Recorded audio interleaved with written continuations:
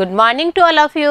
बिंदु चौधरी स्वागत करती है आपका राजस्थान सरकार और वेदांता के CSR इनिशिएटिव ई कक्षा में, जिसके टेक्निकल पार्टनर हैं मिशन ज्ञान। बच्चों, इंग्लिश लिटरेचर की ग्रामर कंटिन्यू है हमारी, और ग्रामर में भी हमारा जो फर्स्ट पार्ट है कॉमन एरर्स का, हम उसे ले रहे हैं। आपको पता है ग्रामर में आपके 3 ही पोर्शंस हैं। 3 पोर्शंस को अगर आप अच्छे से आराम से क्लैरिफाई कर लेते हैं तो आप खुद क्या देखते हैं कि आप इतना फर्म डिटर्मिनेशन में आ जाते हैं कि कहीं पे कुछ भी आपको ग्रामेटिकल मिस्टेक्स लगती है, you will remove that one. और जब आप रिमूव कर लेते हैं तो टीचर को क्या काम हो जाता है? नंबर देने का काम हो जाता है। जी हाँ, टीचर आपको नंबर देना शुरू कर देते हैं। तो यही स्पिरिट तो हमें रखनी है अपने यहाँ। जी हाँ, कॉमन एरर्स शुरू कर रहे हैं। उससे पहले request to all of you, copy pen लेके बैठे। क्यों? क्योंकि इसको रीड आउट करके आपको इसको प्रैक्टिस में लेने के लिए बार बार लिखना होगा। तो देखिए, हम सबसे पहले कॉमन एरर्स का फर्स्ट पार्ट ही आज ले रहे हैं, जिसमें हम आपको बताएंगे कि टोटल कॉमन एरर्स कितनी तरह की होती हैं। 10 तरह की कॉमन एरर्स हैं, जिनको हम 1 बाय 1 डिस्कशन में लेंगे। फर्स्ट ऑफ ऑल 1 बाय 1 में आपको इनके नाम बताऊं बच्चों। सबसे पहले तो है problems of agreement. Agreement level पे जब हम बात करते हैं तो हम क्या देखते हैं कि हम इनको अलग अलग भागों में डिवाइड करते हैं। ABC करके मैं आपको समझाऊंगी कि कहाँ पे क्या चीज़ आपको इजी गोइंग वे में चेक आउट करके आप उसे सॉल्व आउट कर सकते हैं। Second one is problem of case. जी हाँ, इसके अंतर्गत भी हमारे पास में 2-3 प्रॉब्लम्स का एक सेट है, जिसमें हम आपको बताएंगे कि प्रॉब्लम्स ऑफ केस में जब हम काम करते हैं तो किस रूप में काम करते हैं। किस रूप में है, इसका मतलब है कि आप काम को करते वक्त अपना प्रॉब्लम्स जो सॉल्व आउट कर रहे हैं उनको अच्छे से करेंगे, विदाउट एनी मिस्टेक करेंगे, क्योंकि हम मिस्टेक्स ही तो रिमूव कर रहे हैं, एरर्स ही तो हम रिमूव कर रहे हैं। और जब एरर्स रिमूव कर रहे हैं तो अंडरस्टूड है कि हमें उस काम को लिटरली बहुत ही डीपली लेके उसे सॉल्व आउट करना होगा। Next one is defining and non defining relative clauses. कई ऐसे क्लॉजेस हैं जो डिफाइनिंग है और नॉन डिफाइनिंग है, उनको अगर कॉमन एरर में हम इंक्लूड करते हैं, कॉमन एरर्स में वो आती ही है अगर कि कोई पोजीशन ही नहीं है बच्चों। जी हाँ, तो जब हम इनको सॉल्व आउट करने के लिए बात रखते हैं तो हम क्या बात रखते हैं? हम रखते हैं कि इनके जो क्लॉजेज में जो भी कॉमन एरर्स आ रही है, उन एरर्स का सबसे पहले तो आपको पता होना चाहिए। जब किसी चीज़ का पता होगा तभी आप उसे रिमूव करने की कोशिश कर पाएंगे। Next one is misplaced modifiers. When we are talking about misplaced modifiers, we are concentrating upon the common errors of this one, modifiers. तो जब हम modifiers की बात कर रहे हैं, step by step we are taking that one. और जब आप देखेंगे कि modifiers को हम solve out करने, उस error को rectify करेंगे, तो वहाँ पे सबसे पहले एक चीज़ और consider करेंगे हम कि rectify के बाद में उसका correct form क्या है। So इस चीज़ को विशेष ध्यान में रखना है हमें। हम बराबर काम सही करते हैं, but sometimes we are misusing of pronouns. What is the rule for using pronouns, इसको भी हम ध्यान में रखेंगे और फिर आपको बताएंगे कि कहाँ पे क्या चीज़ हम करना नहीं चाहते एरर, बट एरर हो जाती है, तो उस एरर हो जाती है को ही हमें रेक्टिफाई करना है। Okay, next one is mismade sentences. कई ऐसे सेंटेंसेस होते हैं, या तो बहुत ही छोटा कर दिया जाता है, जहाँ कॉमा की ज़रूरत नहीं है वहाँ पे भी हम कॉमा फुल स्टॉप का यूज़ कर जाते हैं। मेनली हम यहाँ बात करें तो फुल स्टॉप की बात करते हैं बच्चों। और कई बार ऐसे सेंटेंसेस होते हैं जो 3-4 लाइनों में विदाउट फुल स्टॉप चलते रहते हैं। तो यहाँ पे ये जो प्रॉब्लम है मिसमेड सेंटेंसेस की, इसको भी हम कॉमन एरर्स में इंक्लूड करते हैं। और हम क्या देखते हैं कि अगर हम इन्हें step by step solve out कर देंगे, अभी से प्रैक्टिस में ले लेंगे, तो आगे प्रॉब्लम होने की संभावना ही नहीं रहेगी। Next one is chopping and changing. Sometimes chopping creates error, sometimes changing create errors. तो ये जो एरर्स है इनको लिटरली बोलें तो रेक्टिफाई करना है हमें, स्टेप बाय स्टेप इनको रेक्टिफाई करना है और हमें करना है इसका सॉल्यूशन। जी हाँ, जो गलतियां हैं उन गलतियों को हटा के हमें इन्हें सॉल्व आउट करते वक्त विशेष रूप से ध्यान रखना होगा। इसके अलावा हम मेनली क्या मिस्टेक्स करते हैं बच्चों? स्पेलिंग मिस्टेक्स करते हैं।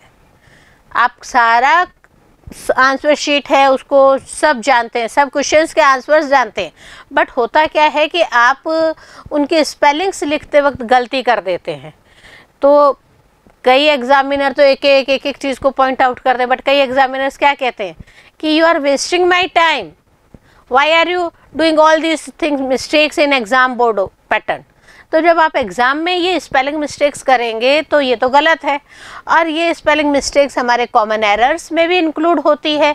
तो जब ये कॉमन एरर्स में इंक्लूड होती है तो हमें इन्हें रेक्टिफाई करना है बच्चों, हमें इनको सही तरीके से लिखने का तरीका पता होना चाहिए। Next one is word division. जी हाँ, कई बार हम बात करते हैं वर्ड डिविजन्स की, तो हम क्या बात करते हैं कि वर्ड डिवीज़न में जो प्रॉब्लम्स आती हैं उनको हम लूजली छोड़ देते हैं, हो जाएगा ये तो कोई मिस्टेक ही नहीं है बोल के, but these are included in common errors. और जब हम कॉमन एरर्स में इनको इंक्लूड करते हैं बच्चों, तो हम क्या देखते हैं कि हमें इस चीज़ को भी विशेष पॉइंट आउट करना है कि हमारा जो वर्ड डिवीज़न है वहाँ पे जो भी एरर्स आ रही हैं, we will rectify that errors to gain our marks. Okay, marks भी गेन करना है। प्लस ये टॉपिक मैं आपको बता दूं, आप कॉम्पिटिटिव एग्जामिनेशन के पॉइंट ऑफ व्यू से देखें तो भी ये टॉपिक आपको बहुत अच्छा कवरअप देता है। तो ये जो एरर्स है इनको आप रेक्टिफाई करने की आदत डाल देंगे तो कहीं भी कॉम्पिटिटिव एग्ज़ाम्स की जब आप तैयारी कर रहे होंगे तो इन एरर्स को ऑलरेडी रेक्टिफाई करने के बाद में आपको बहुत हेल्प मिलेगी नेक्स्ट तैयारी की। Last one is word formation. When we are forming some words, we did mistakes in that one. तो उन मिस्टेक्स में क्या क्या मिस्टेक्स आएगी और उनको हमें कैसे रेक्टिफाई करना है, उस चीज़ को हमें यहाँ पे इंक्लूड करना होगा। तो mainly we are including 10 types of common errors and that common errors always gives us problems. जी हाँ, प्रॉब्लम्स है, प्रॉब्लम का सॉल्व आउट करना होगा। सो हम अब क्या करेंगे, स्टेप बाय स्टेप इसको इंक्लूड करेंगे, स्टेप बाय स्टेप आपको इसको समझाएंगे ताकि आप इन एरर्स को अपनी प्रैक्टिस में से हटा दें। जी हाँ, सबसे पहले हम बात करते हैं प्रॉब्लम्स ऑफ एग्रीमेंट की। जब हम प्रॉब्लम्स ऑफ एग्रीमेंट करते हैं बच्चों, मैंने आपको बताया था कि इसमें 2-3 चीज़ें हैं जिनको हमें बहुत स्पेशली ध्यान रखना होगा। First one is subject and verb. जब हम सब्जेक्ट एंड वर्ब की बात करते हैं बच्चों, तो हम क्या देखते हैं, the rule is that the verb must agree with its subject in person and in number. देखिए, जो वर्ब है वो किसके अनुसार चलती है, आप सबने टेंस किए हुए हैं बच्चों। टेंस की प्रिपरेशन आप from the early 3rd class से आपका कंटिन्यू हो रहा है, तो आप ये सब चीज़ें जानते हैं कि जो वर्ब है सेंटेंस की, वो हमेशा किसको देख के लगाई जाती है, सब्जेक्ट को देख के लगाई जाती है। सब्जेक्ट में पर्सन, नंबर क्या कह रहा है, सिंगुलर नंबर है, प्लूरल नंबर है, तो उसी अनुसार हमारा सब्जेक्ट क्या निर्धारित करेगा, वर्ब को निर्धारित करेगा। तो सबसे पहले तो फर्स्ट रूल तो सब्जेक्ट एंड वर्ब में यही चीज़ है। Then next one is there are 3 main causes of errors in subject and verb agreement. कितनी क्वेश्चंस हो जाएंगी बच्चों? हम 3 गलतियां अमूमन करते हैं सब्जेक्ट और वर्ब एग्रीमेंट्स में। तो वो 3 गलतियां कौन कौन सी है, पहले उनको रेक्टिफाई करने की हम कोशिश करेंगे स्टेप बाय स्टेप। देखिए फर्स्ट वन क्या है, mistaking a singular subject for a plural and vice versa.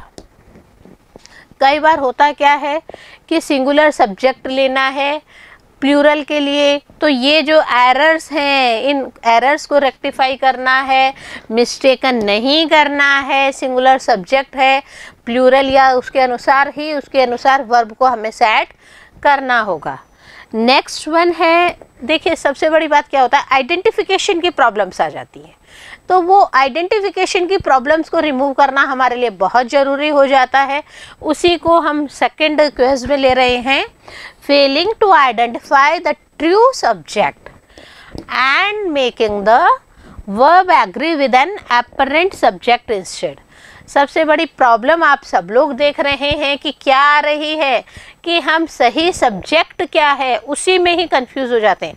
कई बार सेंटेंस होता है, सेंटेंस में 2 जो सब्जेक्ट्स हैं वो इंक्लूड हो जाती हैं, तो बच्चे क्या करते हैं, कंफ्यूज हो जाते हैं कि हमें ये सब्जेक्ट लेना होगा या वो। तो सबसे पहले हमें आइडेंटिफाई करते वक्त इस चीज़ का बच्चों विशेष रूप से ध्यान रखना होगा। क्या ध्यान रखना होगा कि हम सब्जेक्ट को देखें और उसी के अनुसार वर्ब को यूज़ में लेवें।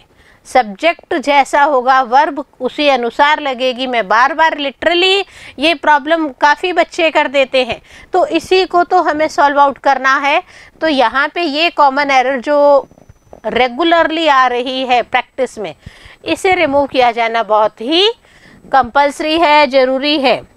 And the last one is, देखिए बच्चों, treating the subject as singular in one place and as plural in another.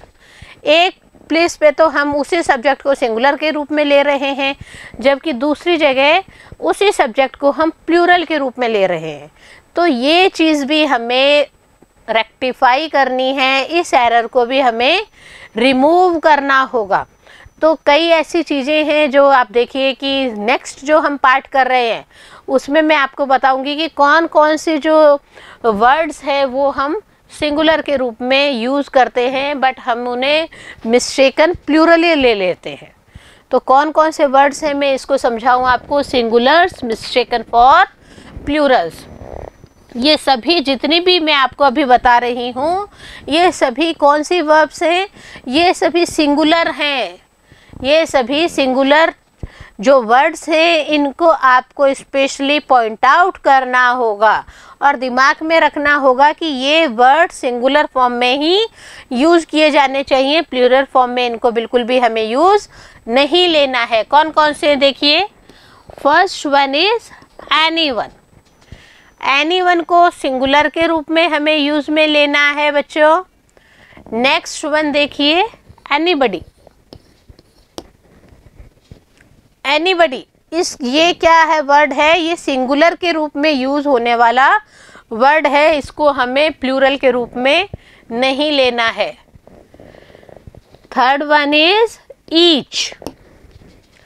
Each जब हम बात करते हैं तो कंफ्यूज नहीं होना है। क्यों नहीं होना है? क्योंकि ईच जो वर्ड है वो हमेशा सिंगुलर रूप में ही यूज में आता है। ईच वन ऑफ देम, तो देम वहाँ पे भले आ रहा है पर ईच वन ऑफ देम करके सेंटेंस स्टार्ट हो रहा है। तो आप देखिए एक एक व्यक्ति की बात की जा रही है, एक एक पर्सन की बात की जा रही है। और जब एक एक पर्सन की बात की जाती है तो वहाँ पे हम क्या देखते हैं, जो ईच है वो सिंगुलर फॉर्म में ही यूज होता है। Next one is every. जब हम एवरी की बात करते हैं तो every student submit there fees, तो सभी बच्चों को फीस सबमिट करनी है। एक एक बच्चे को अलग अलग बोला गया है एवरी। तो यहाँ पे एवरी को यूँ नहीं है कि एक हम सामूहिक रूप से एक चीज़ प्लूरल के रूप में ले लेंगे, कतई प्लूरल के रूप में हमें इसे नहीं लेना है बच्चों, हमें इसे सिंगुलर वर्ड के रूप में हमें यूज़ करना होगा। नेक्स्ट वन आप देखें everybody. When we are talking about the word everybody, तो हमें ये आभास होता है, वी आर एज्यूमिंग कि ये क्या प्लूरल वर्ड है क्या, और यहीं पे हम मिस्टेक कर जाते हैं। यहीं पे हमारी प्रॉब्लम क्या होती है कि हम इसे प्लूरल के रूप में यूज़ करते हैं और अपने जो नंबर्स हैं उनमें लॉस खा जाते हैं। अपनी जो मेंटलिटी है वही गलत बना के हम कॉमन एरर्स में इनको रेक्टिफाई नहीं करते हैं, और जब कॉमन एरर्स में रेक्टिफाई नहीं करते हैं तो हमारी जो मिस्टेक्स हैं वो रेगुलर बनी रहती हैं। तो इस चीज़ को भी हमें यहाँ पे रिमूव करना होगा। नेक्स्ट वन देखिए, एवरीवन। एवरीवन, जहाँ पे हम एक एक की बात कर रहे हैं तो एवरीवन का यूज़ कर रहे हैं, और जब हम एवरीवन का यूज़ कर रहे हैं तो हमें ये माइंड क्लियर में होना चाहिए कि हम इसे सिंगुलर वर्ड के रूप में ले रहे हैं, not in the way of plural. Okay, clear concept होना चाहिए। 1 बाय 1 ले रहे हैं, एक स्टेप बाय स्टेप आपको समझा रहे हैं, तो कहीं पे भी इन वर्ड्स को गलत मत लीजिएगा बच्चों, क्योंकि यहाँ पे आप अगर इनको रिमूव नहीं करेंगे तो कॉमन एरर्स जो अपना ग्रामर का पोर्शन है वहाँ पे आप मार्किंग स्कीम में लूज हो जाएंगे। नेक्स्ट वन इज आइदर, या ये या वो, दो चीज़ों में कंपेयर करते हैं तो आइदर का यूज़ करते हैं। तो यहाँ पे इधर भी बोलते हैं हम इस वर्ड को। कई पर्सन्स इसको, हमें पता है कि हम दो तरह की जो लैंग्वेज है उसे यूज़ करते हैं। Someones are using British and someones are using American language. तो यहाँ पे इसको इधर भी बोला जाता है, और हम नॉर्मली इंडियंस जो है इसे आइदर के रूप में बोलते हैं। तो ये आइदर वर्ड जो है वो सिंगुलर रूप में हमेशा लिया जाता है। इसी तरह से लास्ट वन जो है हमारा वो क्या है, नाइदर, अ पेयर ऑफ। तो ये निदर, अ पेयर ऑफ जो हम बोलते हैं, ये वर्ड भी हमेशा किस में यूज़ लिया जाएगा। आप मुझे बताएंगे बच्चों, मैं आपको बार बार पॉइंट आउट कर रही हूँ, please you will tell me कि ये निदर वर्ड है, ये किस में यूज़ किया जा रहा है। अंडरस्टूड है? ध्यान रखिएगा कि ये किस में यूज़ किया जा रहा है, सिंगुलर में यूज़ किया जा रहा है। तो यहाँ पे ये चीज़ें आप स्पेशली बार बार पॉइंट आउट कर रहे हैं, मेरे साथ साथ में पॉइंट आउट कर रहे हैं। मुझे बहुत अच्छा लग रहा है कि आप इन कॉमन एरर्स को जब पेपर में आएगा, जब प्रैक्टिस में आप बार बार घर पे करेंगे तो आप इनको रिमूव ज़रूर करेंगे। थर्ड पार्ट हम क्या देखते हैं इसी में, जब हम एग्रीमेंट्स की बात कर रहे हैं बच्चों, तो एग्रीमेंट्स की बात करते वक्त हम थर्ड पार्ट क्या देखते हैं, कलेक्टिव नाउन्स। कई जो नाउन्स हैं वो कलेक्टिव होते हैं। तो देखिए क्या है उसमें, दीज कैन बी सिंगुलर्स और प्लूरल्स। सिंगुलर्स के रूप में भी यूज़ आ जाते हैं, और किस में आ जाते हैं, प्लूरल्स के रूप में भी यूज़ आते हैं। कैसे पता चलेगा, according to the sense of the sentence. Sentence की सेंस को देखते हुए हमें ये चीज़ पता चलेगी। तो ये हमें ध्यान में आ गया है कि कलेक्टिव जो नाउन्स हैं उनको हम sometimes we are using these in singular form and sometime in plural form, but depends on the sense of the sentence. Sentence की सेंस पे डिपेंड होता है ये चीज़ कि हम इसे किस रूप में ले रहे हैं। तो यहाँ पे ये चीज़ें आपको क्लियर हो गई है। यहाँ पे ये कॉमन एरर्स जो हम मेनली करते हैं उनको हमें रेक्टिफाई में लेना होगा, इनको हमें सुधार के बताना होगा अपने प्रैक्टिस सेट्स में। ओके, तो हम इसे इजीली रिमूव कर पाएंगे इन एरर्स को। हमने सेकंड पार्ट की बात की थी बच्चों। सेकंड पार्ट में हमने इंक्लूड किया था problems of case.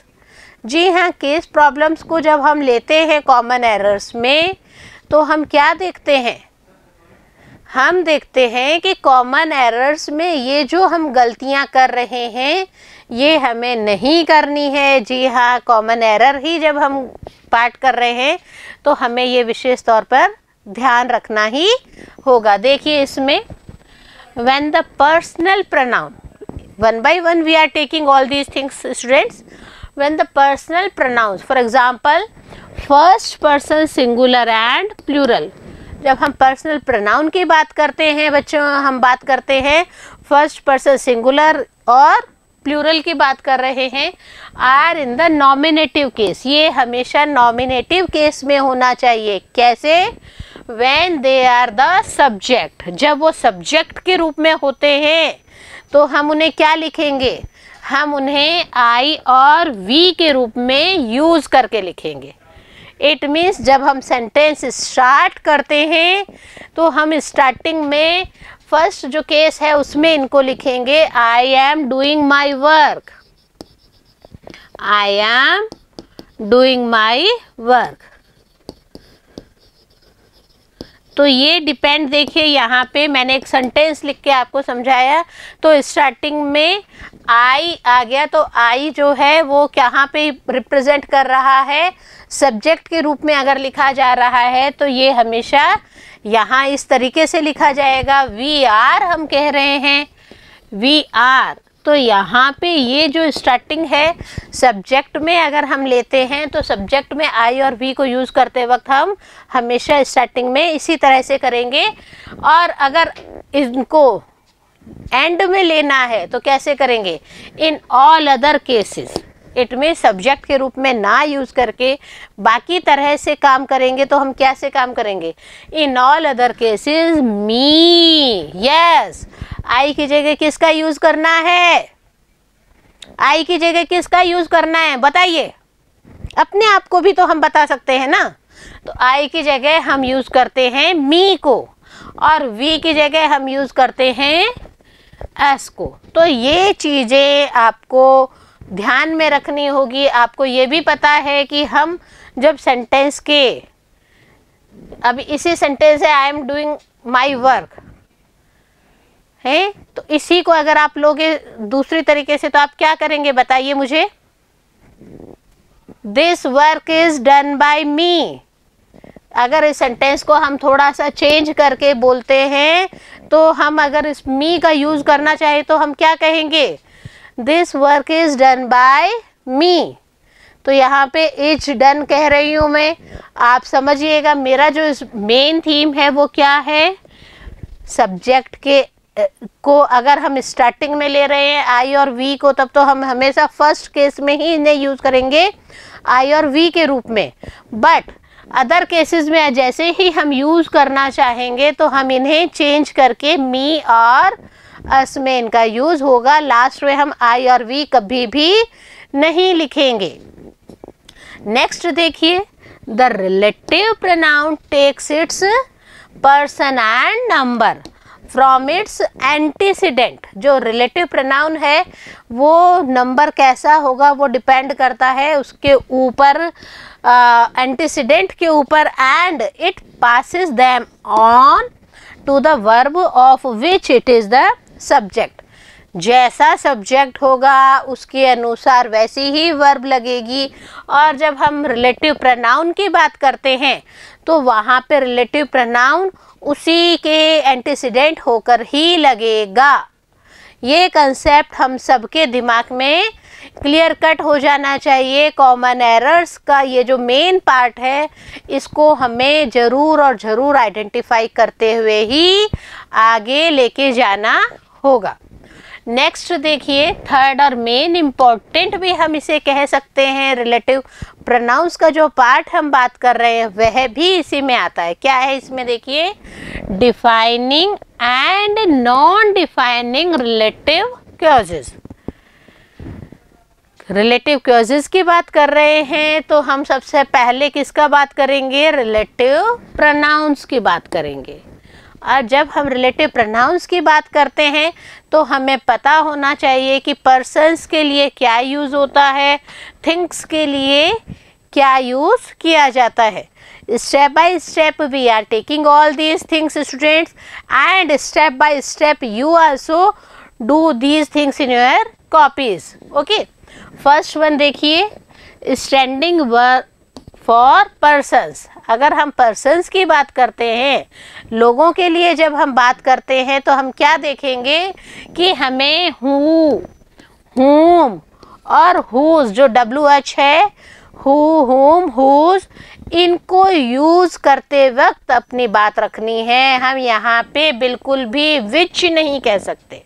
It means जब हम लिविंग बींग्स की बात करते हैं बच्चों, लिविंग बींग्स की बात करते वक्त ये चीज़ स्पेशली पॉइंट आउट होनी चाहिए कि लिविंग बींग्स के लिए हु, हुम, हुज का यूज़ किया जाता है।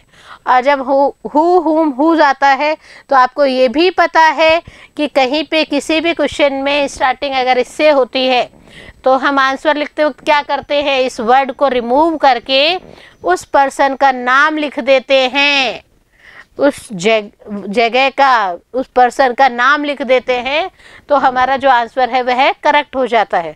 तो समझ गए होंगे पर्सन्स को अगर हमें यूज़ करना है तो रिलेटिव प्रोनाउन क्या होना चाहिए, who, whom and whose. But when we are talking about the things, जब हम किन्हीं चीज़ों की बात करते हैं तो नॉन लिविंग बीइंग की बात करते हैं।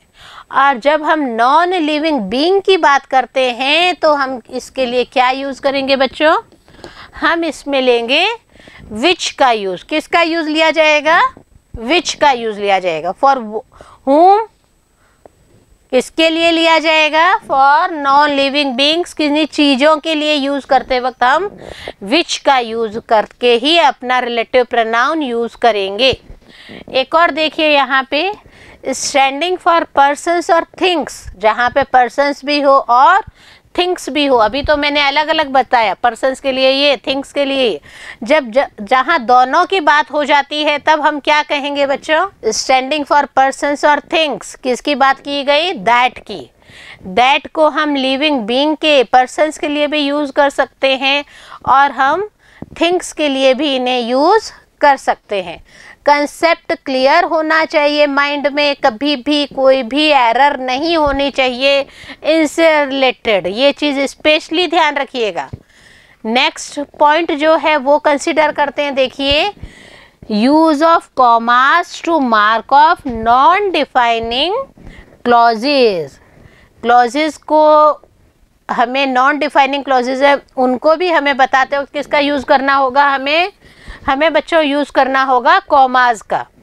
And use which to introduce them, और उनको इंट्रोड्यूस करने के लिए हमें किसका यूज़ करना होगा, वर्ड क्या यूज़ करेंगे हम, विच का यूज़ किया जाएगा। ये कंसेप्ट अपने दिमाग में क्लियर कट आ जाना चाहिए। दूसरा देखिए, in case of defining clauses, non defining में तो हमने किसका यूज़ कर लिया, विच का यूज़ कर लिया है। और जब डिफाइनिंग क्लॉजेज की हम बात करते हैं तो हम क्या करेंगे, that to introduce them. Defining के लिए दैट का यूज़ किया जा रहा है, नॉन डिफाइनिंग के लिए विच का यूज़ किया जा रहा है। ये पॉइंट्स क्लियर कट माइंड में रखें, हम इनको माइंड में रख के step by step follow up करें और कॉमन एरर्स को हम रेक्टिफाई करें। बच्चों, हमने अभी 3 पढ़ ली हैं हमारी कॉमन एरर्स, और अब हम बात करते हैं हमारी चौथी कॉमन एरर का। जी हाँ, फोर्थ जो है हमारी वो है मिसप्लेस्ड मॉडिफायर्स। कई बार हम क्या करते हैं, जो हमारे मॉडिफायर्स होते हैं उनको हम गलत यूज़ कर लेते हैं। We will take one by one of these one. First one is misplaced adverb modifiers. जी हाँ, हमारे पास कई एडवर्ब्स हैं जिनको हम गलत तरीके से यूज़ कर लेते हैं, तो हमें उनको यूज़ करते वक्त बहुत ही ज़्यादा सावधानी रखनी होगी। कौन कौन सी एडवर्ब्स हैं, देखिए, सबसे पहले तो ऑलमोस्ट। जी हाँ, ऑलमोस्ट को हम गलत जगह यूज़ करते हैं, और गलत जगह यूज़ करने से हमारा क्या होता है कि कहीं उसको मिसप्लेस्ड कर देते हैं, उसे वर्ब से पहले लाना है, बाद में लाना है, ऑब्जेक्ट के कहाँ पे सीक्वेंस में लाना है, इस चीज़ को हमें विशेष ध्यान रखना होगा। Second one is even. जी हाँ, इवन जो एक वर्ड है, एक एडवर्ब है, ये इस एडवर्ब को कहाँ पे, कैसे, क्या यूज़ किया जाना है, इसको भी सेंटेंस बनाते वक्त हमें स्पेशली पॉइंट आउट करना होगा। हमें पॉइंट आउट करना होगा हार्डली, रेयरली। ये कुछ ऐसी एडवर्ब्स हैं जिनको हमें बहुत कम यूज़ में लेना होता है, बट बहुत इम्पोर्टेंट रूप में इनको हमें यूज़ लेना होता है। तो यहाँ पे जब भी हम इन वर्ड्स को, एडवर्ब्स को हम यूज़ कर रहे हैं, एडवर्ब्स का प्लेस हमें ज़रूर मेंशन करना है। ओनली वर्ड कई बार हमें, अमूमन हम मिस्टेक कर जाते हैं, एडवर्ब ओनली को यूज़ करने में इसको कहाँ पे प्लेसिंग करना है। ओनली 1 और 2 आर रॉन्ग, ओनली 1 और 2 क्वेश्चंस आर रॉन्ग करके हम एक लिखते हैं लाइन। तो यहाँ पे क्या मैंने जो बोला वो सही है क्या? ओनली कहाँ पे यूज़ आना है, कहाँ पे नहीं आना है, इस एडवर्ब के लिए हमें यह बहुत ज़रूरी है। आप देखिए बच्चों, कई बार क्या होता है कि हम अपना बेस्ट देने की कोशिश करते हैं परंतु हम मिसप्लेस कर देते हैं, और मिसप्लेस कर देते हैं तो टीचर क्या कहते हैं, आज तो मुझे भी लड्डू देने का मन कर रहा है। कई टीचर्स एक लड्डू देते हैं, कई टीचर्स तो इतने मेहरबान होते हैं कि वो क्या करते हैं 2-2 लड्डू दे देते हैं। लेकिन ध्यान रखिएगा, आपको भी क्या कहना है, नहीं नहीं मैडम हम शुगर नहीं खाते, स्वीट से तो हमें एलर्जी है। सर अगर हमें देना है तो क्या दीजिए, 100 मार्क्स दीजिए। और जब आपको 100 मार्क्स गेन करने हैं बच्चों, तो उसके लिए आपको क्या करना होगा, उसके लिए आपको एक एक चीज़ को थोरोली रीड आउट करना होगा, बार बार प्रैक्टिस में लेना होगा। So you will secure 100 marks. और जैसे ही 100 मार्क्स करते हैं तो आप खुद तो अपना बकअप करते ही हैं, और क्या करते हैं, अपने पेरेंट्स, अपने स्कूल, अपने सोसाइटी सब में अपना एक अच्छा सा नाम रख लेते हैं। जी हाँ, फलाने बच्चे ने बहुत अच्छे मार्क्स गेन किए हैं। यह कब होगा, जब आप ये एक एक चीज़ को रीड आउट करेंगे, बार बार प्रैक्टिस में लेंगे। एक और एडवर्ब आती है स्केर्सली। स्केर्सली एडवर्ब को भी हम बहुत कम यूज़ लेते हैं, लेकिन कहाँ यूज़ लेना है ये चीज़ ध्यान दीजिएगा। सेंटेंस में इसको प्लेस करते वक्त एडवर्ब को विशेष ध्यान देना है हमें। ये ज़्यादातर हम मिसप्लेस ही कर जाते हैं। इसके अलावा एक और चीज़ हम करते हैं, क्या करते हैं देखिए, adverb phrases and clauses must be carefully placed. कई हमारे एडवर्ब के क्लॉजेज भी हैं, कई एडवर्ब फ्रेजेस भी हम यूज़ करते हैं, तो ये हम मिसप्लेस नहीं करें, इनको भी सेंटेंस में प्रॉपर रूप में हमें यूज़ में लेके ही अपनी बात को रखना होगा, नहीं तो हमारा जो नंबर है, मार्किंग है, वो कम रह जाएगी। इसी की हम बात करते हैं। तो अब हमने एडवर्ब की बात की, अब हम बात करते हैं एडजेक्टिव्स की।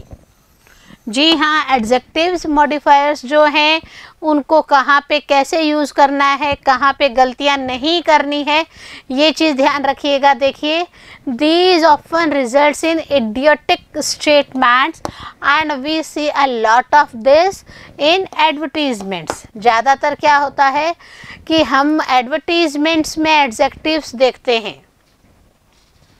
एक आप मैट्रिमोनियल देख रहे हैं, मैट्रिमोनियल में आपने क्या देखा, गौर वर्ण, सुंदर, लंबी, इतने बाई इतना। जॉब में भी वो क्या कहते हैं, 6 डिजिट सैलरी। सैलरी के लिए जब हम बात करते हैं तो क्या कहा जाता है, 6 डिजिट सैलरी की बात की जाती है।